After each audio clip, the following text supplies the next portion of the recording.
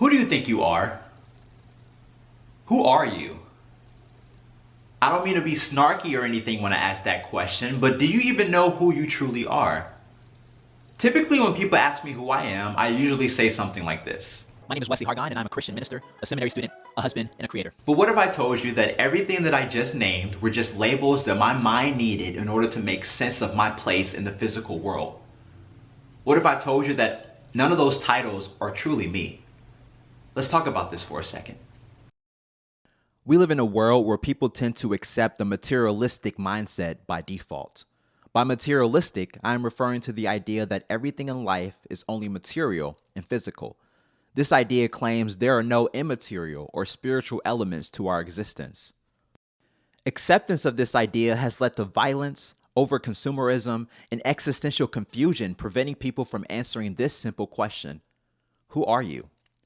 Let me challenge you to think about these two things as you search for the answer to this ancient question. You are not your mind, body, or emotions. This idea means that you don't have to be a slave to the way that you think, to the desires of your body, or even to your emotions. Bondage to these things usually lead us to sin, and sin is resisting our spiritual identity. And we resist our spiritual identity because we place too much of our identity in our mind, our body, or our emotions.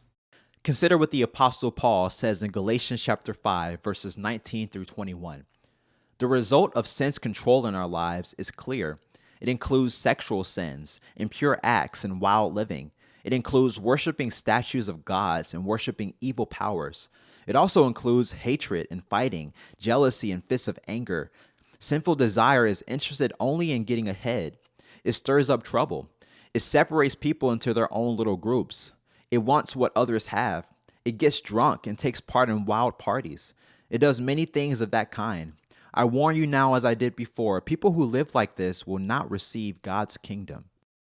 We usually participate in these sinful practices when we overly identify with our mind, body, or emotions. And Paul seems to imply that we can break free from the bondage that our mind, our body, and our emotions put us in. You are indeed capable of taking captivity of your thoughts, actions, and what you do with your emotions. However, to do that, you must remember this fundamental truth. You are a spirit having a human experience. Pharisees or self-righteous people tend to get this idea reversed. Heathens usually get one half of the idea, while monks usually get the other half. Whether you accept this or not, you are a child of God. And Christians are those that accept this reality and allow their spiritual identity to inform and transform every part of their natural lives.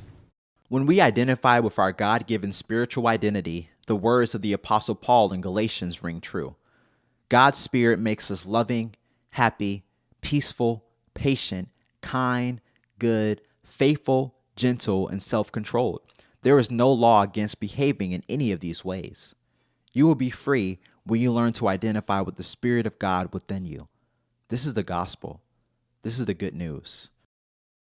So the next time you find yourself irritated, confused, or tempted to go where you shouldn't go, you should take some time to remember who you truly are. Thank you for watching, and I will see you next Sunday.